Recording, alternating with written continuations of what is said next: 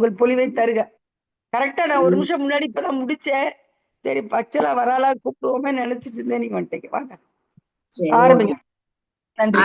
ஒரு நிமிஷமா சொல்லிடுறேன்.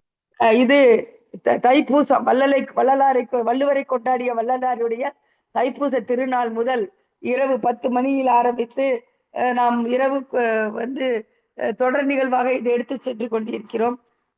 ஒரு நாளைக்கு கிட்டத்தட்ட 20 மணி நேரம் தொடர் நிகழ்வு நடந்து கொண்டிருக்கிறது. இதிலே நாம் வந்து மை பார் புக் ஆஃப் வேர்ல்ட் ரெக்கார்ட் மற்றும் தடம் இது என்னது மனிதம் விதைப்போம், அப்புறம் அகில பாரத செம்மொழி தமிழ் சங்கம் மற்றும் விவேகானந்த சுவாமி விவேகானந்த அகாடமி சார்பாக இந்த நிகழ்வை நடத்தி கொண்டிருக்கிறோம். இதில் பங்கு பெற்று பல உரைகள் செய்து கொண்டிருக்கிறார்கள். முதல் நமக்கு கிடைத்தது 1928 அம்மா அதான் முதலில் பெண்கள் எழுதிய உரை என சொன்னார்கள். அது முதல் இப்ப நம்ம தொடர்ந்து இந்த நிகழ்வு நடத்தி கொண்டிருக்கிறோம். அனைவரும் வருக, இந்த பொலிவை கேட்க. இப்பொழுது வச்சலாம் அம்மா பெரியண்ணன் உரை, அவர் நம்முடைய நண்பர் பெரியண்ணன், அவருடைய உரையை முடித்துவிட்டு இப்பொழுது வச்சலாமா அவருடைய ஆங்கில உரை. ஆங்கிலத்தில் பேசுறேன், ஆங்கிலத்துல சொல்றேன். ஆங்கில உரை வருகிற அவர்களை வருக வருக என வரவேற்கிறோம். வருகம்மா, உங்கள் பொலிவை தருக. வருகம்மா. நன்றி, வாய்ப்பு அளிப்ப நன்றி, வணக்கம். மனிதம் விதைப்போம் மற்றும் my Bharat books of world records திருமதி ஜோதி மீனாட்சி அம்மா இயக்குனர் அவர்களுக்கும் முதற்கண் வணக்கத்தை தெரிவித்துக் கொண்டு, இன்றைக்கு 2வது முறையாக பெரியண்ணன் உரையில் எழுதப்பட்ட திருக்குறளை ஆங்கிலத்தில் வாசிக்க வாய்ப்பளித்தமைக்கு நன்றி நன்றி நன்றிகள் கோடி.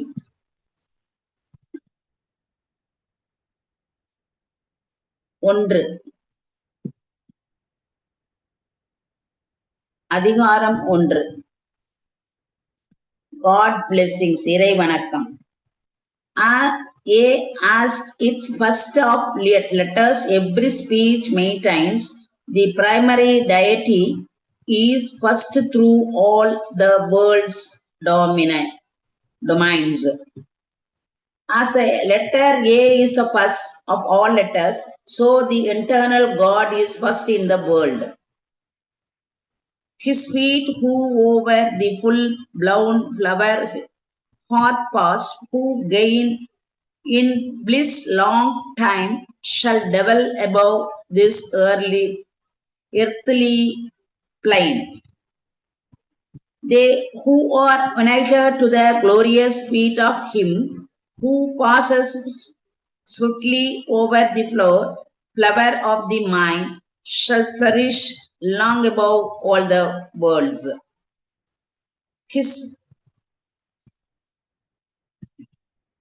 No fruit have men of all their studies lore, save they the purely wise ones feet adore. What profit have those derived from learning, who worship not the only feet of him who is possessed of pure knowledge?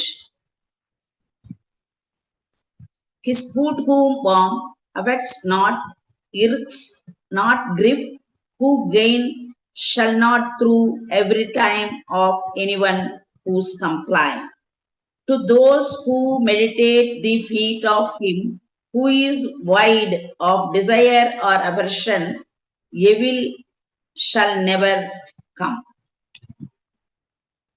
The men who on the king's true praised delight to dwell, affects not them the fruit of deeds done ill or well. The twofold deeds that spring from darkness shall not adhere to those who delight in the true praise of Lord.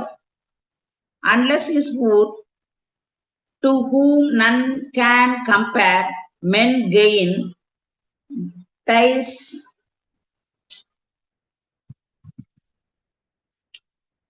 Long live the blessed who we should in part from the flash school, food freed, his who quenched lust that from the sense gates gates five proceed.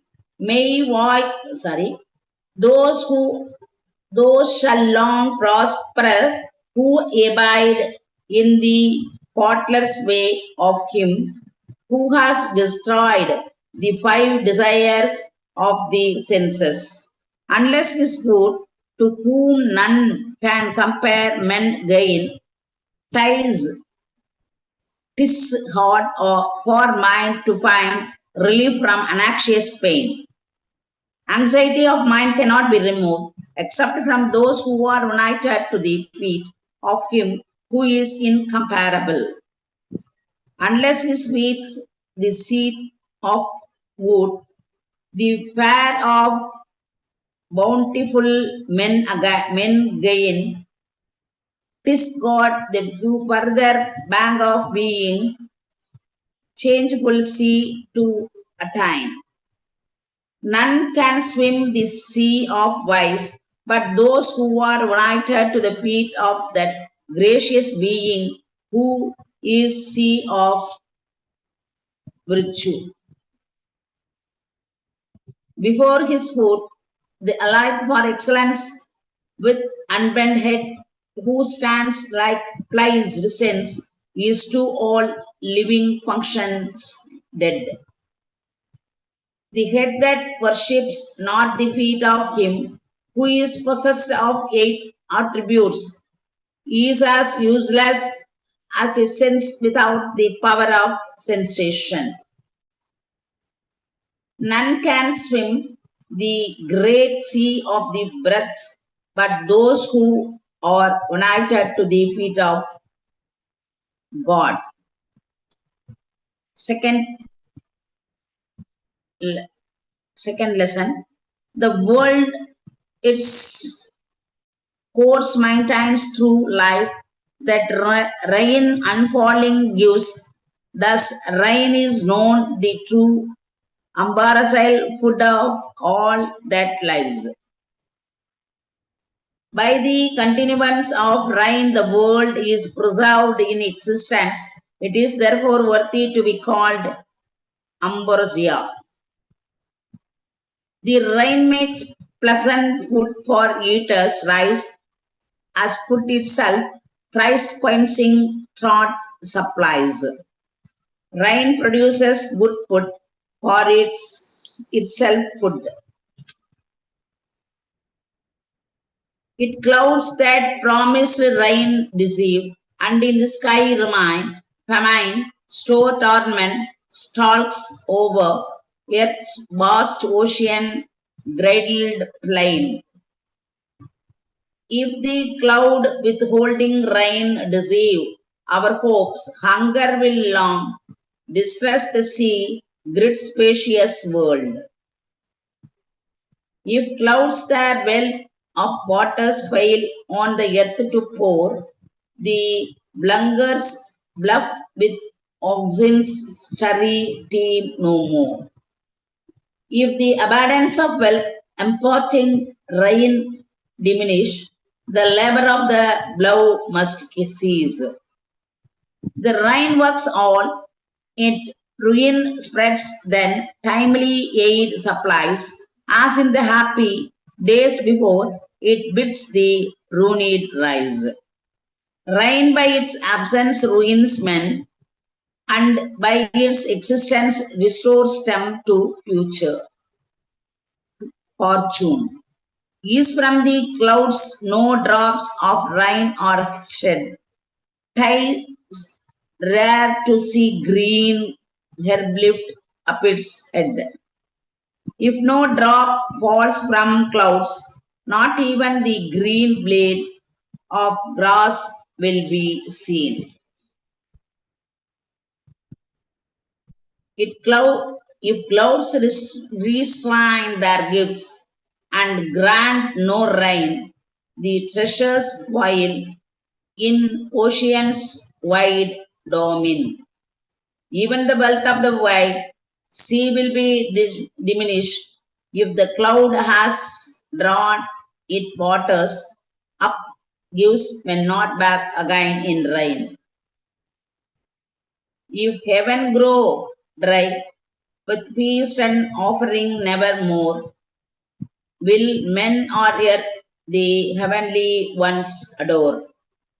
If the heaven dry up, neither yearly festivals nor daily worship will be offered in this world to the celestials. If heaven is watery treasures ceases to dispense through the wide world seas, gifts and deeds of penitence.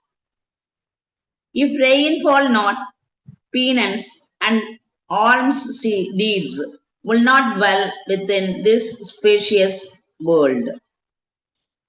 When waterfalls function of nature cease, you say, thus when rain falls, no man can walk in duty's ordered way. If it be said that the duties of life cannot be discharged by any person without water, so without rain there cannot be flowing of water.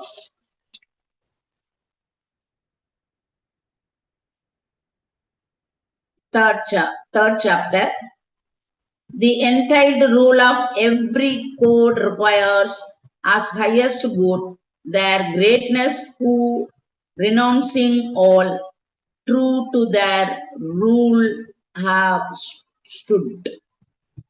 The end and aim of all the retirees is to be extolled beyond all over excellence the greatness of those who, while abiding in the role of contact peculiar to their state, have abandoned all desire. As counting those that from the earth have passed away, 'tis vain attempts the might of the holy man to see. To describe the measures of the greatness of those who have forsaken the twofold desires, it's like counting the dead. Their greatness yet transcends who way of both worlds weighed in this world take their stand in virtue's robe arrayed. The greatness of those who have discovered the properties of both states of being and renounced the world shines forth on of yet beyond all others. He who with firmness curb the five restraints is seeds for soil of yonder happy plains.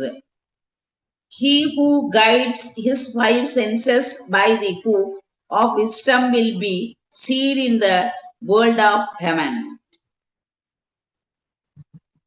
There might who have destroyed the five shall soothly tell Indra, the lord of those in heaven's wide realms that dwell.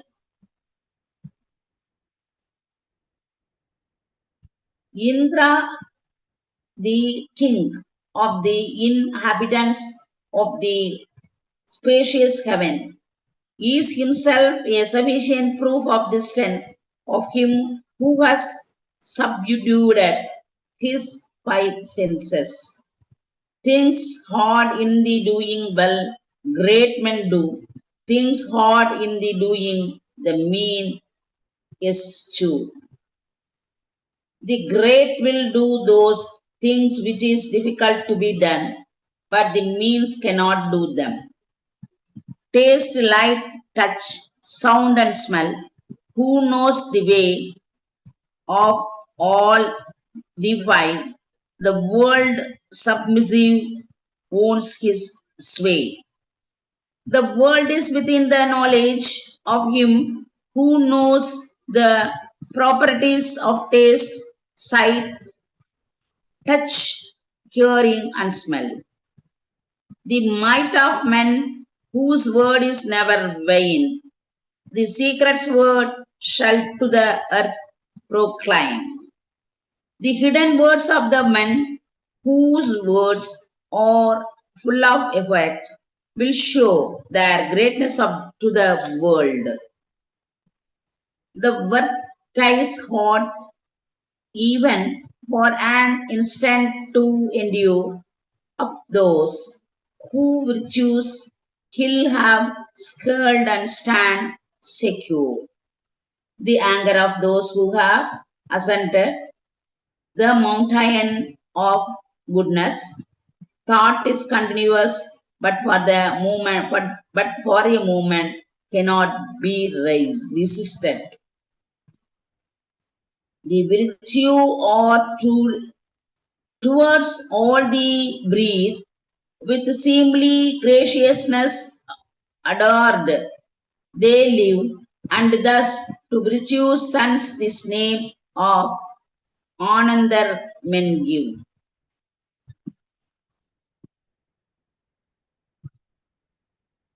The virtues of the are truly called Anandanar, because in their conduct towards all creatures, they all clothed in kindness. It yields prosperity. What gain greater than virtue can living man obtain? Virtue will confer heaven and wealth. What greater source of happiness can man possess? No greater gain than virtue. What can cause no greater loss than life obvious of her loss? There can be no greater source of good that the practice of virtue can be no greater source of evil than the forgetfulness of it. To finish virtuous words with the ceaseless effort strive. What way thou mayst bear ever thou ceased, the work may thrive as much as possible in every way, insistently practice virtue. Spotless be though in mind, this only merits virtue name, all else mere pump of ideal sound no real worth can claim. Let him who does virtuous deeds be of spotless mind, to that extent in virtue, all else in vain show. Ties virtue when his footsteps sliding not through envy, breath, lust, evil speech, these four, man onwards moves in ordered path. That conduct is virtue, which is free from these four things: vice, malice, desire, anger, and bitter speech. Do deeds of virtue now. Say not tomorrow we will be wise. Thus, when thou diest, shalt thou find a help that never dies. Defer not virtue to another day. Receive her new, and at the dying hours, she will be your undying friend. Needs not in words do dwell on virtue's future. Compare the man is litter born with them that toiling bear. The fruit of virtue need not be described in books. It may be inferred from seeing the bearer of blind queen and the rider therein. If no day passing idly, good to do each day you toil. A stone it will be block the way of future days of mail. If one allows no day to pass without some good being done, his conduct will be in stone to block up the passage of their births. What from virtue floweth yieldeth dear delight, all else extern at wide of glory's light. Only that pleasure which flows from domestic virtue is pleasure, all else is not pleasure, and it is without price. Virtue sums the things that should be done, vice sums of things that man should shun. That is virtue which each ought to do, and that is vice which each should shun. Fifth chapter. The main of household virtue from form is way of wood sustain. The other orders three that rule prowess maintain.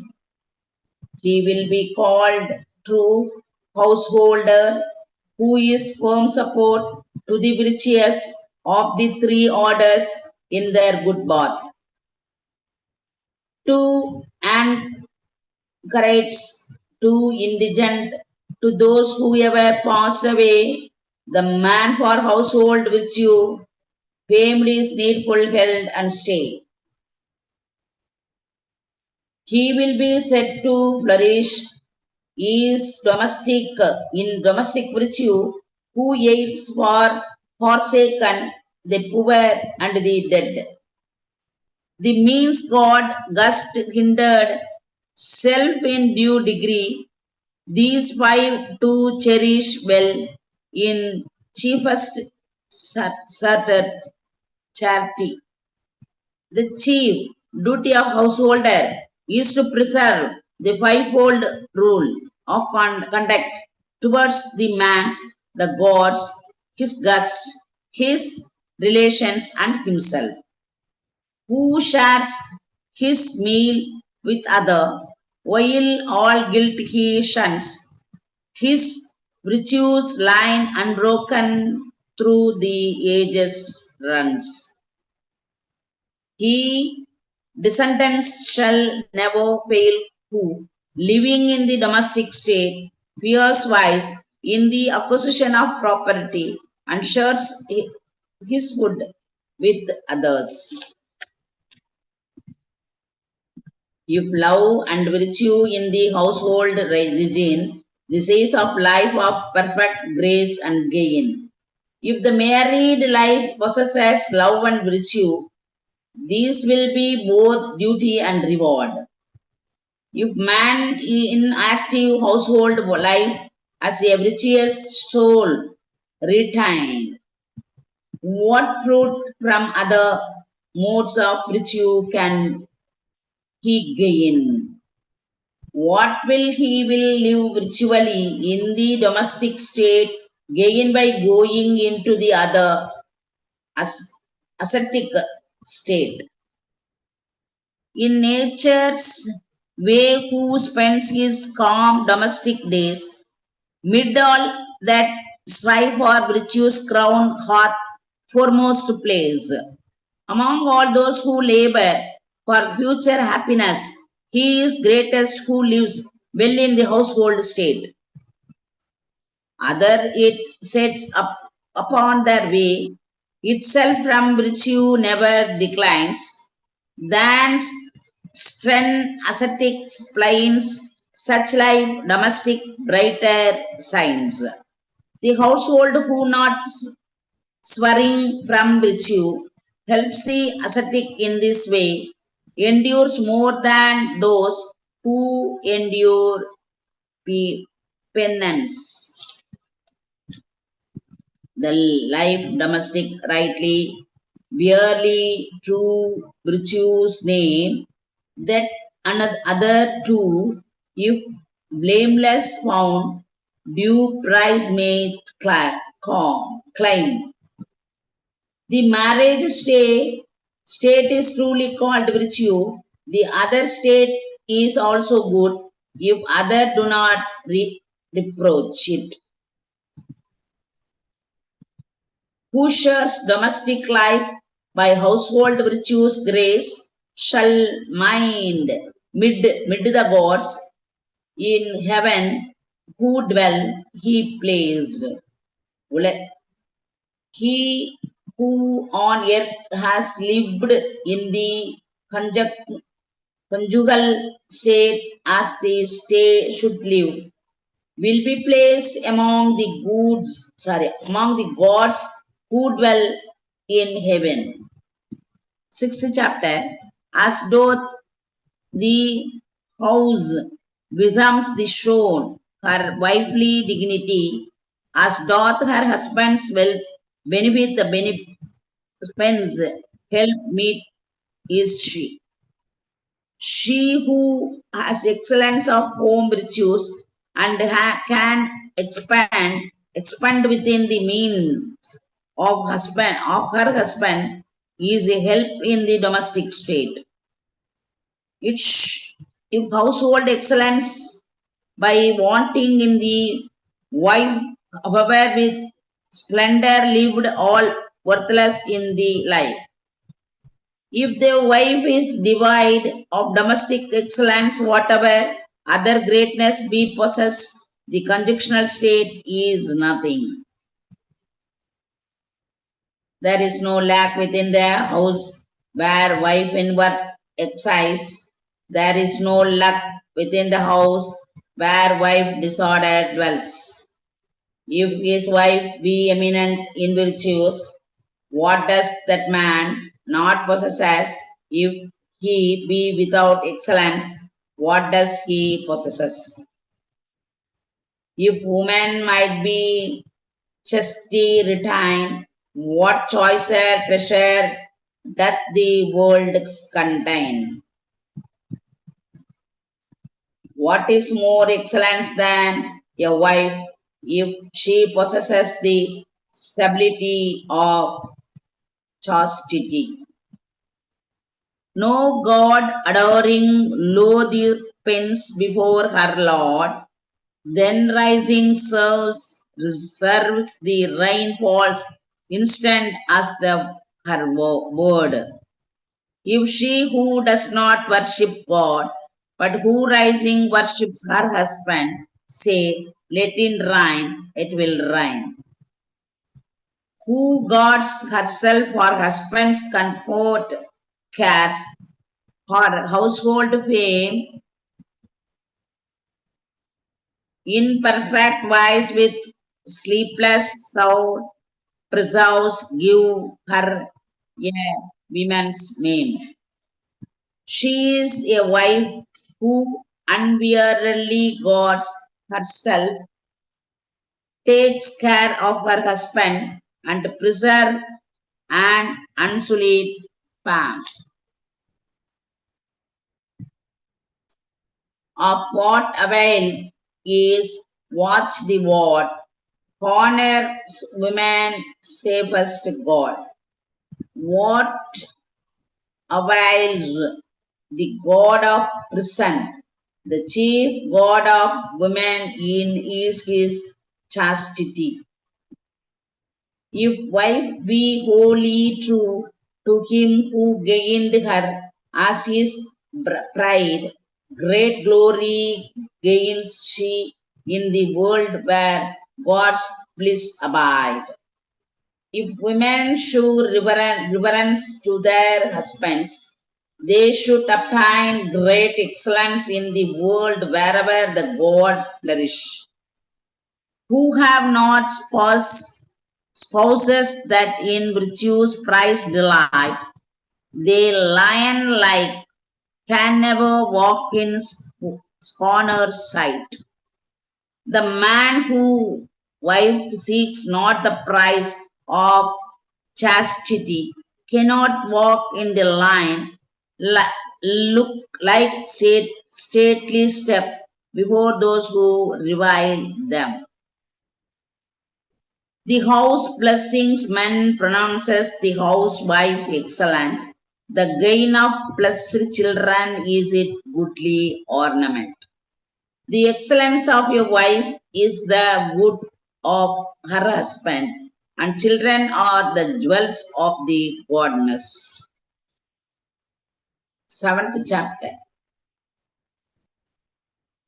Of all the men acquire, we know not any greater gain than that which by the birth of learned children men obtain.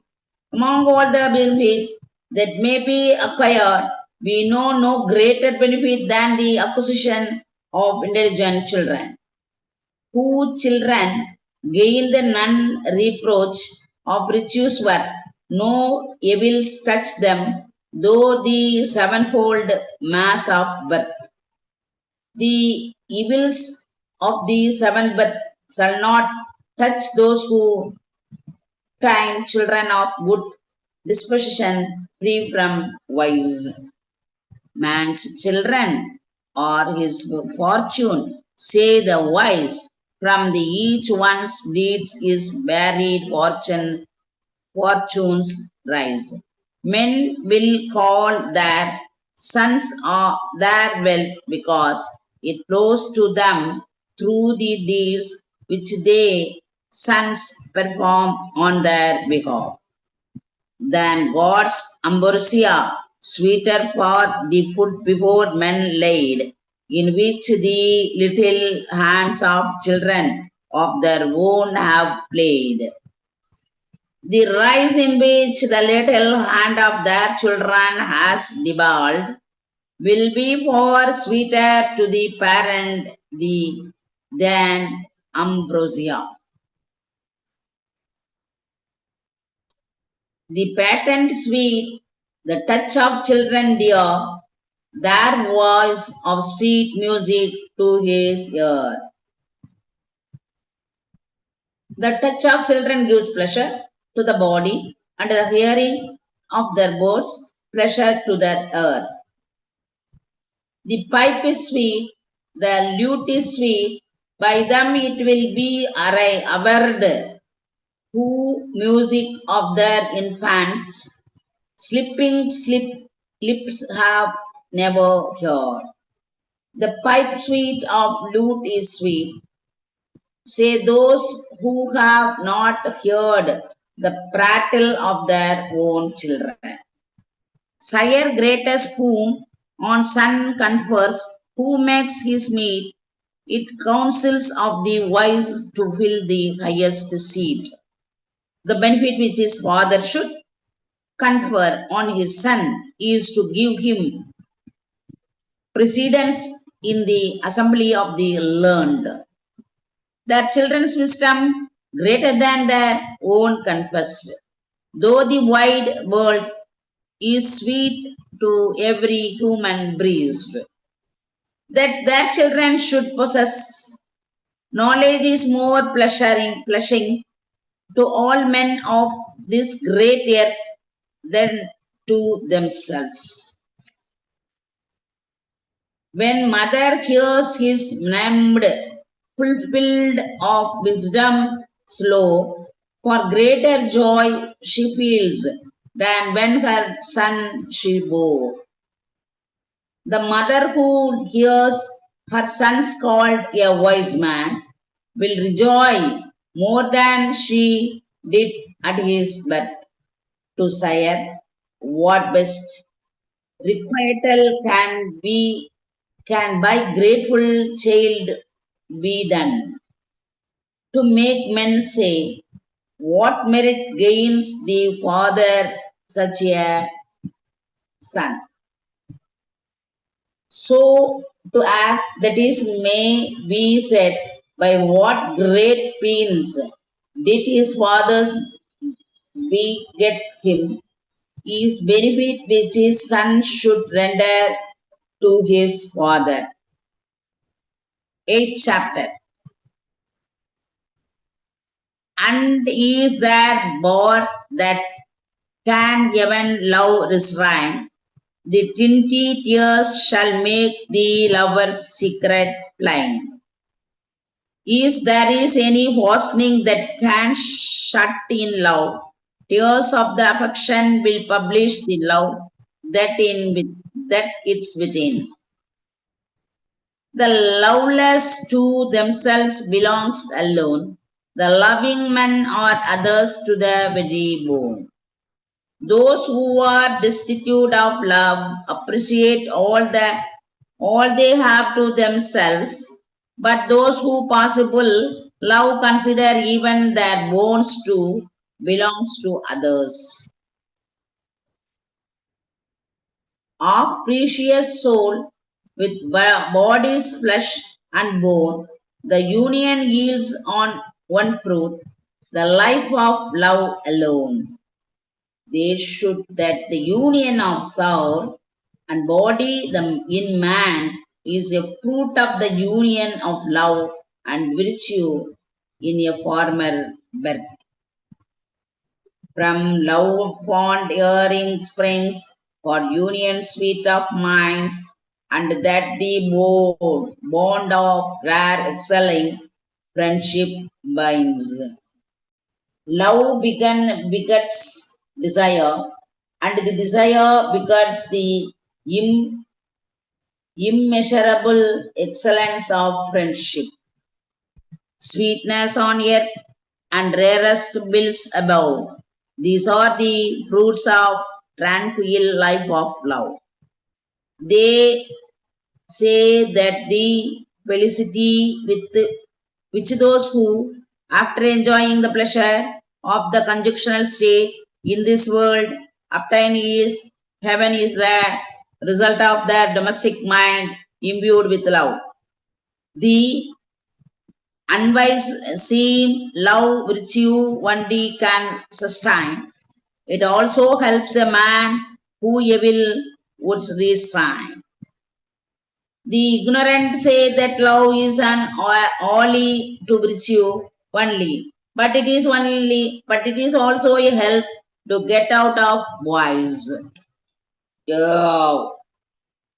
As sun's fierce ray dries up the boneless things, so loveless being virtue's power to nothing begins.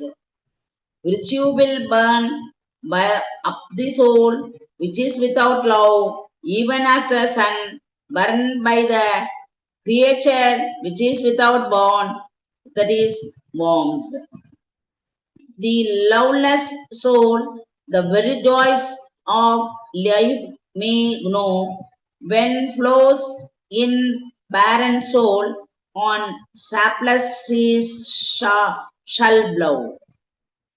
The domestic state of that man whose mind is without love is like the flourishing of the withered tree upon the parched desert. Though every outward part complete, the body is fitly framed. What good when soul within of love divide lies halt and maimed? Of what avail all the external members of the body of those who are destitute of love, the internal member? Bodies of loveless men are bony framework, glazed with skin. Then is the body seat of life when love resides within. That body alone which is inspired, but the love contains living soul.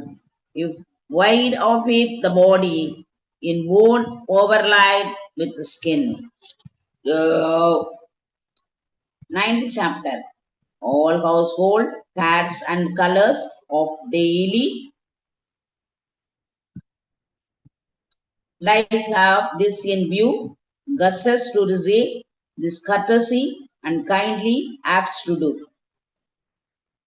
The whole design of living in the domestic state and slaying the up, that is property, is to be able to exercise the benevolence of hospitality. Though foot the of immorality should drone the boat, feasting alone, the gust without unfed is thing abhorred. It is not fit that one should wish his guest to be outside his house, even though he were eating the food of immorality. Each day he tends the coming guest with kindly care. Painless, unfailing plenty shall his household share. The domestic life of the man that daily entertains the guests who come to him shall not be laid waste by poverty. With smiling face, the entertains each virtuous guest. Fortune with gladsome mind shall in his dwelling rest.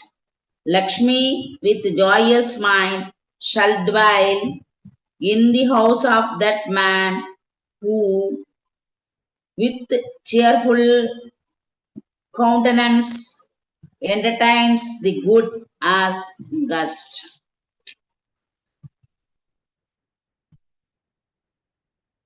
Who first regals his guest and them themselves supplies overall his fleets, unsound shall platinous harvest rise. It is necessary to sow the field of the man who, having feasted his guest, eats what may remain. The gust arrived the day he tends. The coming gust expects to see to those in heavenly homes that dwell a welcome gust is he. He who, having entertained the gust that have come, look out for others who may yet come, will be a welcome gust to the inhabitants of heaven. To reckon up the fruit of kindly deeds were all in vain, their worth is as the worth of gust you entertain. The advantages of benevolence cannot be measured. The measures of the virtue of the gust entertained in the only measure. With pain they go their source, yet all flown, or they will cry, who cherish not their gust, not kindly help supply. Those who have taken no part in the benevolence of hospitality shall at length lament, saying, we have labored and laid up with wealth and are now without support. To turn from guest in penury, though worldly goods abound. 'Tis senseless folly, only with the senseless found. The stupidity which exercises no hospitality is poverty in the midst of wealth is the property of the stupid. The flows of anicca withers away. If you do, but its fragrance inhale. If the face of the household welcome convey, the gust heart within him will fall. As the anicham flowers fades in smelling, so fades the gust when the face is turned away. 10th chapter. Pleasant words or words with all providing love that burn. Words from the guileless mouth who can the very truth discern. Sweet words are those which imbued with love and free from dissent flow from the mouth of the virtuous. A pleasant word bird with beaming smiles preferred, even to gifts with liberal heart conferred. Sweet speech within a cheerful countenance is better than a gift made with a joyous mind. With brightly beaming smile and kindly light of loving eye, and heart sincere to utter pleasant words in the charity. Sweet speech flowing from the heart, uttered with a cheerful, continuous countenance and a sweet look is true virtue.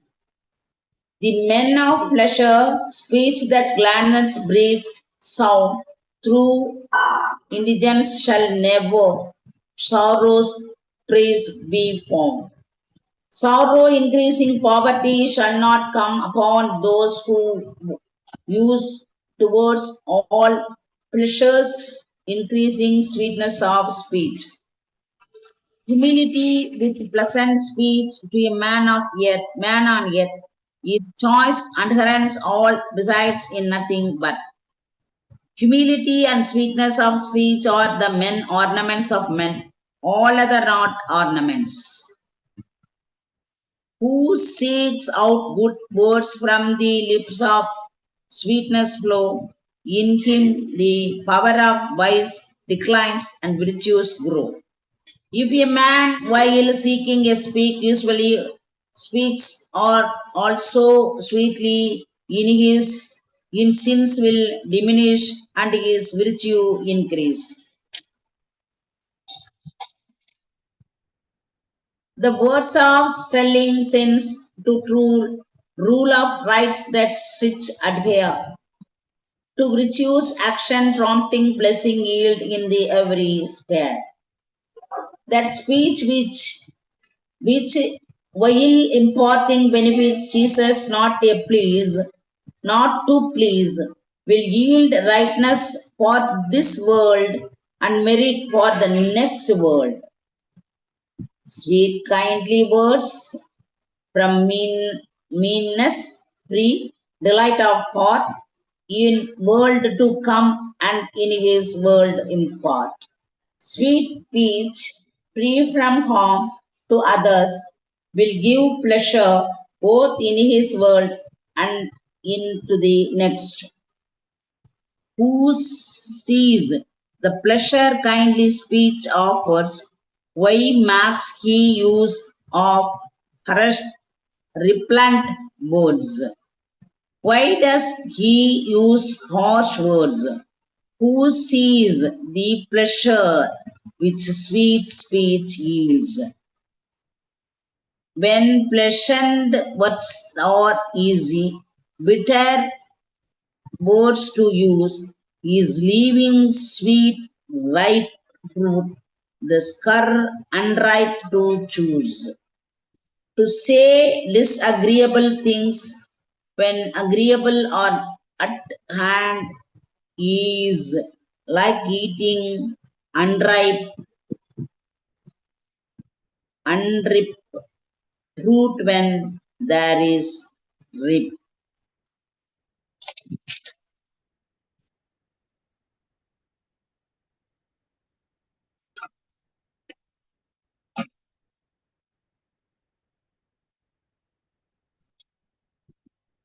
அம்மா